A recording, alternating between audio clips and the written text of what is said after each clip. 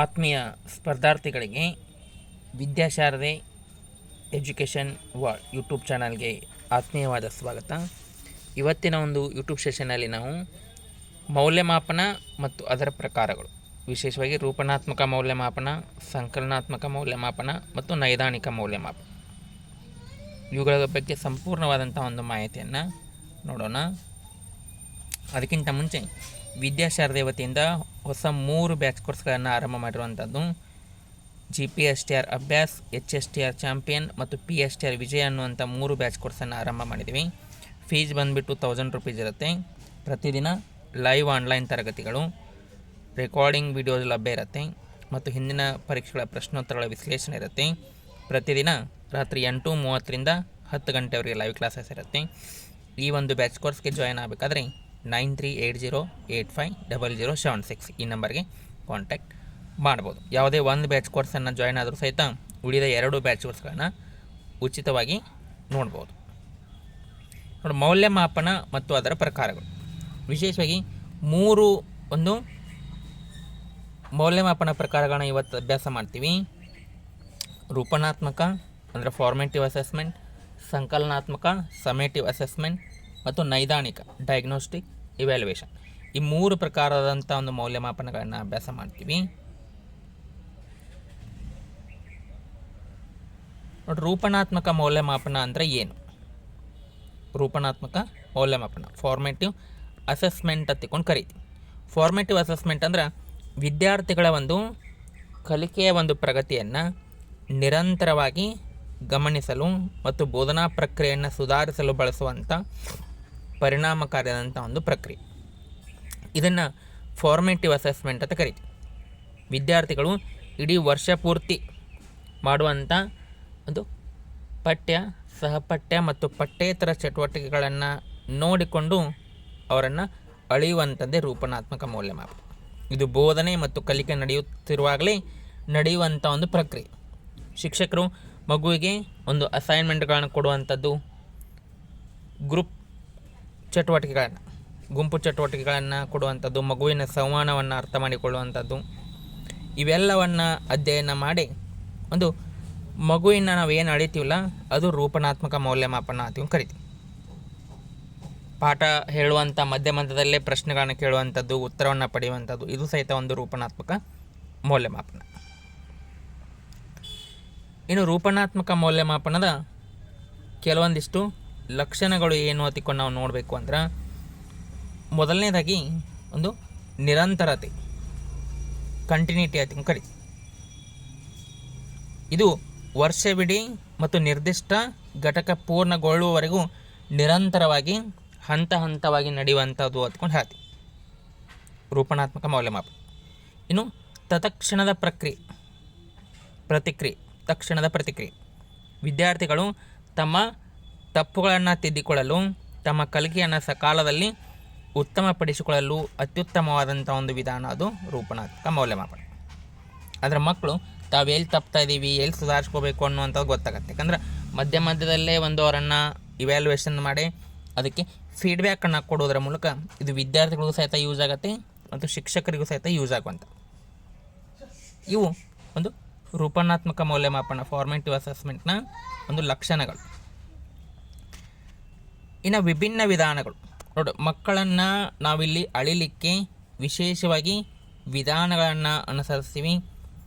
ಅದು ಇಡೀ ವರ್ಷ ಪೂರ್ತಿ ನಡೆಯುವಂಥದ್ದು.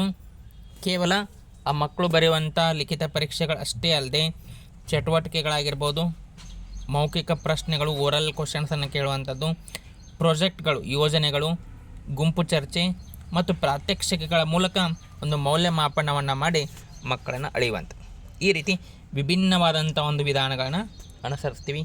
ಅದೇ ರೀತಿ ಬೋಧನಾ ಶೈಲಿ ಸುಧಾರಣೆ, ಶಿಕ್ಷಕರು ವಿದ್ಯಾರ್ಥಿಗಳ ಒಂದು ನೈಜ ತಿಳುವಳಿಕೆಯನ್ನು ಅರಿತು ತಮ್ಮ ಬೋಧನಾ ಶೈಲಿಯಲ್ಲಿ ಅಗತ್ಯವಿರುವ ಪೂರಕ ಬದಲಾವಣೆಯನ್ನು ಮಾಡಿಕೊಳ್ಳಲು ಸಹಿತ ಇದು ಸಹಾಯ ಆಗುವಂಥ ಇವೆಲ್ಲ ಒಂದು ಲಕ್ಷಣಗಳು. ನಿರಂತರತೆ ಆಗಿರ್ಬೋದು, ತತ್ಕ್ಷಣದ ಪ್ರತಿಕ್ರಿಯೆ ಆಗಿರ್ಬೋದು, ವಿಭಿನ್ನ ವಿಧಾನಗಳ ಮೂಲಕ ಅಳೆಯುವಂಥದ್ದಾಗಿರ್ಬೋದು, ಬೋಧನಾ ಶೈಲಿಯ ಸುಧಾರಣೆ ಆಗಿರ್ಬೋದು. ಇನ್ನು ರೂಪನಾತ್ಮಕ ಮೌಲ್ಯಮಾಪನವನ್ನು ಯಾಕೆ ಕೈಗೊಳ್ಳಬೇಕು, ಇದರ ಉದ್ದೇಶಗಳೇನು? ಉದ್ದೇಶಗಳು ಅಂತ ತಂದಾಗ ಕಲಿಕಾ ನ್ಯೂನ್ಯತೆ ನಿವಾರಣೆ. ನೋಡಿ, ವಿದ್ಯಾರ್ಥಿಗಳಲ್ಲಿ ಕಲಿಕಾ ನ್ಯೂನ್ಯತೆಗಳನ್ನು ಸೂಕ್ತ ಹಂತದಲ್ಲಿ ಗುರುತಿಸಿ ಪರಿಹಾರಾತ್ಮಕ ಬೋಧನೆ ಅಂದರೆ ರೆಮಿಡಿಯಲ್ ಟೀಚಿಂಗನ್ನು ಕೈಗೊಳ್ಳಲಿಕ್ಕೆ ಇದು ಸಹಾಯ ಆಗುವಂಥ ಮತ್ತು ಅವರಲ್ಲಿರುವ ಆತ್ಮವಿಶ್ವಾಸವನ್ನು ಸಹಿತ ಹೆಚ್ಚಿಸುವಂಥ ಈ ಅತ್ಯಂತ ಉಪಯುಕ್ತ ಮೌಲ್ಯಮಾಪನ ವ್ಯವಸ್ಥೆಯನ್ನು ಒಂದು ಫಾರ್ಮೇಟಿವ್ ಅಸೆಸ್ಮೆಂಟ್ ಶಾಲಾ ಶಿಕ್ಷಣದಲ್ಲಿ, ಕರ್ನಾಟಕ ಶಾಲಾ ಶಿಕ್ಷಣದಲ್ಲಿ ಫಾರ್ಮೇಟಿವ್ ಅಸೆಸ್ಮೆಂಟ್ ಅಂದರೆ ರೂಪನಾತ್ಮಕ ಮೌಲ್ಯಮಾಪನ ಅನ್ನುವಂಥ ಒಂದು ಹೆಸರಿನಿಂದ ನಾವು ಇದನ್ನು ಕರಿತೀವಿ. ನೆಕ್ಸ್ಟ್ ರೂಪನಾತ್ಮಕ ಮೌಲ್ಯಮಾಪನ ಆದ ನಂತರ ಸಂಕಲನಾತ್ಮಕ ಮೌಲ್ಯಮಾಪನ. ಇದನ್ನು ಸಮೇಟಿವ್ ಅಸೆಸ್ಮೆಂಟ್ ಅನ್ನುವಂಥ ಒಂದು ಹೆಸರಿನಿಂದ ಕರಿತೀವಿ. ಸಮೇಟಿವ್ ಅಸೆಸ್ಮೆಂಟ್ ಒಂದು ನಿರ್ದಿಷ್ಟ ಶೈಕ್ಷಣಿಕ ಅವಧಿ, ಒಂದು ಸೆಮಿಸ್ಟರ್ನ ಅಂತ್ಯದಲ್ಲಿ ಅಥವಾ ಕೋರ್ಸ್ ಪೂರ್ಣಗೊಂಡ ನಂತರ ಅಥವಾ ವಾರ್ಷಿಕ ಒಂದು ವರ್ಷದ ಅಂತ್ಯದ ವೇಳೆಯಲ್ಲಿ ಅಥವಾ ಇದನ್ನು ವಾರ್ಷಿಕ ಪರೀಕ್ಷೆ ಅಂತಲೂ ಸಹಿತ ಕರೀತೀವಿ. ಆ ಮಗು ಯಾವೆಲ್ಲ ವಿಷಯಗಳನ್ನ ಅಧ್ಯಯನ ಮಾಡಿತ್ತು ಆ ವಿಷಯಗಳಲ್ಲಿನ ಒಟ್ಟಾರೆಯ ಒಂದು ಕಲಿಕೆಯ ಮಟ್ಟವನ್ನು ಅಳೆಯುವಂಥದ್ದೇ ಅದು ಸಂಕಲನಾತ್ಮಕ ಮೌಲ್ಯಮಾಪನ ಅಂತಕೊಂಡು ಕರೀತೀವಿ. ಇದು ಶೈಕ್ಷಣಿಕ ವರ್ಷದ ಅಂತ್ಯದ ಅವಧಿಯಾಗಿರ್ಬೋದು ಅಥವಾ ಸೆಮಿಸ್ಟರ್ನ ಅಂತ್ಯದ ಅವಧಿಯಾಗಿರ್ಬೋದು ಅಥವಾ ಪಾಠದ ಕೊನೆಯಲ್ಲೂ ಸಹಿತ ಆಗಿರ್ಬೋದು. ನಿರ್ದಿಷ್ಟಪಡಿಸಿದಂಥ ಒಂದು ವಿಷಯದಲ್ಲಿ ವಿದ್ಯಾರ್ಥಿಗಳು ಎಷ್ಟು ಜ್ಞಾನವನ್ನು ಪಡೆದಿದ್ದಾರೆ ಅನ್ನುವಂಥದ್ದನ್ನು ಒಂದು ತಿಳಿದುಕೊಳ್ಳುವಂಥ ಉದ್ದೇಶದಿಂದ ಇದನ್ನು ಕೈಗೊಳ್ತೀವಿ. ಇದು ಸಮೇಟಿವ್ ಅಸೆಸ್ಮೆಂಟ್ ಅಥವಾ ಸಂಕಲನಾತ್ಮಕ ಮೌಲ್ಯಮಾಪನ ಅಂತಕೊಂಡು ಕರಿತೀವಿ. ನಿಖರವಾಗಿ ಅಳೆಯುವಂಥ ಒಂದು ಮೌಲ್ಯಮಾಪನ. ಇನ್ನು ಸಂಕಲನಾತ್ಮಕ ಮೌಲ್ಯಮಾಪನದ ಒಂದು ಲಕ್ಷಣಗಳು ಏನು ಬರ್ತಾವೆ, ಕ್ಯಾರೆಕ್ಟರಿಸ್ಟಿಕ್ಸ್ ಏನು ಬರ್ತಾವೆ ಅಂದರೆ ಇದನ್ನು ನಾವು ಕೈಗೊಳ್ಳುವಂಥದ್ದು ಕಲಿಕೆಯ ಒಂದು ಕೊನೆಯಲ್ಲಿ ವರ್ಷದ ಅಂತ್ಯದ ವೇಳೆಗೆ ಅಥವಾ ಸೆಮಿಸ್ಟರ್ನ ಅಂತ್ಯದ ವೇಳೆಗೆ ಏನು ಮಾಡ್ತೀವಿ ಅಂತಂದರೆ ಇದನ್ನು ಕೈಗೊಳ್ತೀವಿ. ಸಾಮಾನ್ಯವಾಗಿ ಒಂದು ಅಧ್ಯಾಯ ಮುಗಿದ ನಂತರ ಸೆಮಿಸ್ಟರ್ ಅಥವಾ ಒಂದು ಶೈಕ್ಷಣಿಕ ವರ್ಷ ಪೂರ್ಣಗೊಳ್ಳುವ ಅವಧಿಯಲ್ಲಿ ಏನು ಮಾಡ್ತೀವಿ ಅಂದರೆ ಇದನ್ನು ನಾವು ಅಳಿತೀವಿ. ಇನ್ನು ಅಂತಿಮ ಶ್ರೇಣಿ ಗ್ರೇಡ್ಗಳನ್ನು ಕೊಡಲಿಕ್ಕೆ ಈಗ 90+ ಇತ್ತು ಅಂದರೆ A+ ಅನ್ನ, ಅಥವಾ 85 to 90 ಇತ್ತು ಅಂತಂದ್ರೆ A ಹತ್ತಿಕೊಂಡು ಕರಿತೀವಿ. ಈ ರೀತಿ ಗ್ರೇಡ್ಗಳನ್ನು ಕೊಡಲಿಕ್ಕೆ, ಅಂಕಗಳನ್ನು ಅಥವಾ ಉತ್ತೀರ್ಣ ಅಥವಾ ಅನುತ್ತೀರ್ಣ ಅನ್ನುವಂಥ ತಿಳಿಸ್ಲಿಕ್ಕೆ, ಅಥವಾ ಒಬ್ಬ ವ್ಯಕ್ತಿಯನ್ನು ಒಂದು ಪದೋನ್ನತಿ ಮುಂದಿನ ಒಂದು ತರಗತಿಗೆ ಬಡ್ತಿಯನ್ನು ಕೊಡಲಿಕ್ಕೂ ಸಹಿತ ಇದನ್ನು ನಾವು ಯೂಸ್ ಮಾಡ್ತೀವಿ, ಸಂಕಲನಾತ್ಮಕ ಮೌಲ್ಯಮಾಪನ. ಇನ್ನು ಸಾಧನೆಯ ಒಂದು ಅಳತೆ, ಪೂರ್ವ ನಿರ್ಧರಿತ ಮಾನದಂಡಗಳ ಆಧಾರದ ಮೇಲೆ ವಿದ್ಯಾರ್ಥಿಯ ಒಟ್ಟಾರೆ ಶೈಕ್ಷಣಿಕ ಪ್ರಗತಿಯನ್ನು ಏನು ಮಾಡ್ತೀವಿ ಅಂತಂದ್ರೆ ನಾವಿಲ್ಲಿ ಕೈಗೊಳ್ತೀವಿ. ಇದನ್ನು ಸಾಧನೆಯ ಅಳತೆ ಅಂತ ಕರಿತೀವಿ. ಈ ರೀತಿ ಸಂಕಲನಾತ್ಮಕ ಮೌಲ್ಯಮಾಪನ ಅನ್ನುವಂಥದ್ದು ತನ್ನದೇ ಆದಂಥ ಲಕ್ಷಣಗಳನ್ನು ಒಳಗೊಂಡಿರುವಂಥದ್ದು.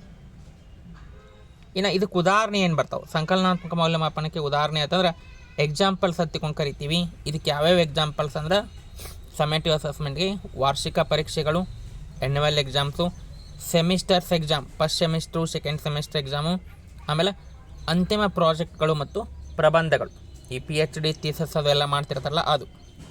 ಇದೆಲ್ಲವೂ ಸಹಿತ ಉದಾಹರಣೆಗಳು ಸಂಕಲನಾತ್ಮಕ ಮೌಲ್ಯಮಾಪನಕ್ಕೆ. ಅದನ್ನು ಫಾರ್ಮೇಟಿವ್ ಅಸೆಸ್ಮೆಂಟ್ಗೆ ಒಂದು ಘಟಕ ಪರೀಕ್ಷೆಗಳು, ಕಿರು ಪರೀಕ್ಷೆಗಳು ಅವೆಲ್ಲ ಒಂದು ಉದಾಹರಣೆಗಳು ಹಾಕು. ಇನ್ನು ಶಿಕ್ಷಕರು ಮತ್ತು ಸಂಸ್ಥೆಗೆ ಏನು ಉಪಯೋಗ ಅಂದರೆ ಇದು ಬೋಧನೆಯ ಯಶಸ್ಸನ್ನು ಅತ್ಯಂತ ವೈಜ್ಞಾನಿಕವಾಗಿ ಪರಿಶೀಲಿಸಲು ಮತ್ತು ವಿದ್ಯಾರ್ಥಿಗಳ ಒಟ್ಟಾರೆ ಶೈಕ್ಷಣಿಕ ಸಾಧನೆಯನ್ನು ವ್ಯವಸ್ಥಿತವಾಗಿ ದಾಖಲಿಸಲಿಕ್ಕೆ ಒಂದು ಸಮೇಟಿವ್ ಅಸೆಸ್ಮೆಂಟ್ ಯೂಸ್ ಆಗುವಂಥದ್ದು.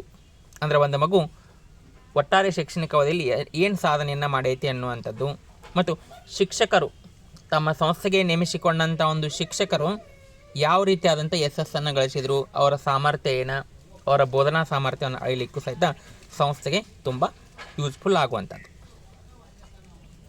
ಇನ್ನು ನೆಕ್ಸ್ಟ್ ಬರ್ತೀವಿ ನೈದಾನಿಕ ಮೌಲ್ಯಮಾಪನ, ಡಯಾಗ್ನೋಸ್ಟಿಕ್ ಅಸೆಸ್ಮೆಂಟ್ ಅಥವಾ ಡಯಾಗ್ನೋಸ್ಟಿಕ್ ಇವ್ಯಾಲ್ಯುವೇಷನ್. ವಿದ್ಯಾರ್ಥಿಗಳು ಕಲಿಕೆಯಲ್ಲಿ ಎದುರಿಸ್ತಿರುವಂಥ ನಿರ್ದಿಷ್ಟವಾದಂಥ ಒಂದು ಸಮಸ್ಯೆಗಳು, ದೋಷಗಳು ಮತ್ತು ಕಲಿಕಾ ಅಡೆತಡೆಗಳನ್ನು ಗುರುತಿಸಿ, ನ್ಯೂನತೆಗಳನ್ನು ಗುರುತಿಸಿ ಅವುಗಳಿಗೆ ಕಾರಣವನ್ನು ಪತ್ತೆ ಹಚ್ಚುವಂಥ ಪ್ರಕ್ರಿಯೆಯನ್ನು ನಾವು ನೈದಾನಿಕ ಮೌಲ್ಯಮಾಪನ ಅಂತ ಕರಿತೀವಿ. ಮಗು ಯಾವ ವಿಷಯದಲ್ಲಿ ಎಷ್ಟು ಸಮಸ್ಯೆಯನ್ನು ಎದುರಿಸತೈತಿ, ಆ ಒಂದು ಸಮಸ್ಯೆಗೆ ಕಾರಣಗಳು ಏನು, ಯಾವೆಲ್ಲ ಕಲಿಕಾ ನ್ಯೂನ್ಯತೆಗಳದಾವು ಅದನ್ನು ಸರಿಪಡಿಸ್ಬೇಕಾದ್ರೆ ಏನು ಮಾಡಬೇಕು ಅನ್ನುವಂಥದ್ದೇ ಅದು ಡಯಾಗ್ನೋಸ್ಟಿಕ್ ಇವ್ಯಾಲ್ಯೂಯೇಷನ್. ಒಬ್ಬ ವೈದ್ಯರು ರೋಗಿಯ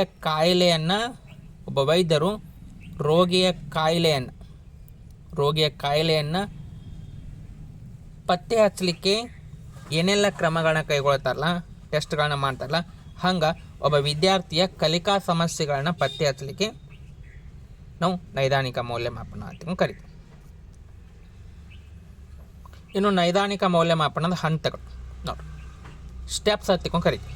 ಡಯಾಗ್ನೋಸ್ಟಿಕ್ ಇವ್ಯಾಲ್ಯೂಯೇಷನ್ದ ಒಂದಿಷ್ಟು ಸ್ಟೆಪ್ಸ್ಗಳು ಯಾವ್ಯಾವ ಬರ್ತಾವೆ ನೈದಾನಿಕ ಮೌಲ್ಯಮಾಪನದ ಹಂತಗಳು ಅಂದಾಗ, ಮೊದಲನೇದಾಗಿ ಸಮಸ್ಯೆಯನ್ನು ಗುರುತಿಸುವಿಕೆ. ಫಸ್ಟ್ ಸ್ಟೆಪ್, ಏನು ಸಮಸ್ಯೆ ಐತೆ ಅನ್ನೋದು ಗುರುತಿಸುವಂಥದ್ದು.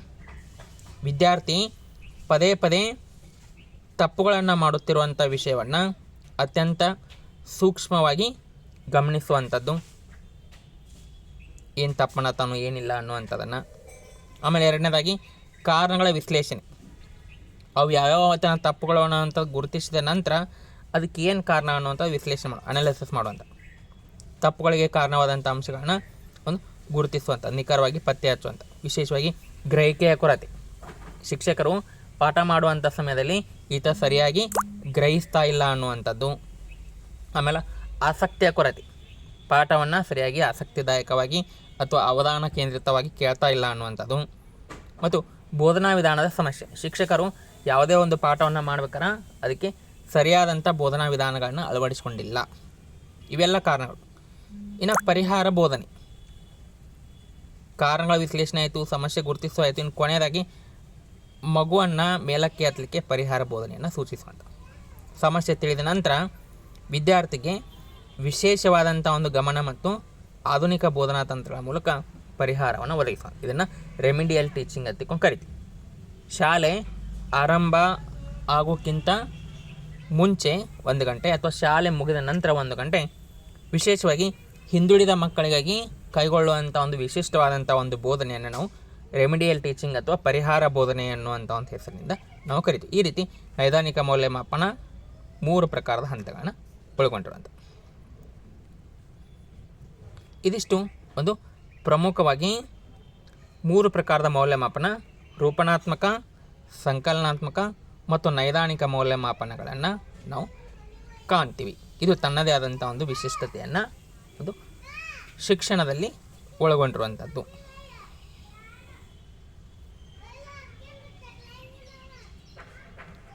ಈ ಒಂದು ಬ್ಯಾಚ್ ಕೋರ್ಸ್ಗೆ ಯಾರಾದರೂ ಜಾಯ್ನ್ ಆಗಬೇಕಿದ್ರೆ ಒಂದು ಕಾಂಟ್ಯಾಕ್ಟ್ ನಂಬರ್ ಇದೆ, ಕಾಂಟ್ಯಾಕ್ಟ್ ಮಾಡ್ಬೋದು. ಪ್ರತಿದಿನ ಲೈವ್ ಕ್ಲಾಸಸ್ಗಳನ್ನು ಕೇಳಲಿಕ್ಕೆ ಅನ್ಲಿಮಿಟೆಡ್ ಕ್ವಿಜ್ಗಳನ್ನು ಅಟೆಂಡ್ ಮಾಡ್ಬೋದು ಮತ್ತು ಉಚಿತವಾಗಿ PDF ನೋಟ್ಸು ಸಹಿತ ಕೊಡ್ತೀವಿ ಅಂತ ತಿಳಿಸ್ತಾ, ಇನ್ನೂ ಯಾರೆಲ್ಲ ನಮ್ಮ ಯೂಟ್ಯೂಬ್ ಚಾನಲ್ಗೆ ಸಬ್ಸ್ಕ್ರೈಬ್ ಆಗಿಲ್ಲ ಸಬ್ಸ್ಕ್ರೈಬ್ ಮಾಡಿ ಅಂತ ತಿಳಿಸ್ತಾ ಎಲ್ಲರಿಗೂ ಧನ್ಯವಾದಗಳು.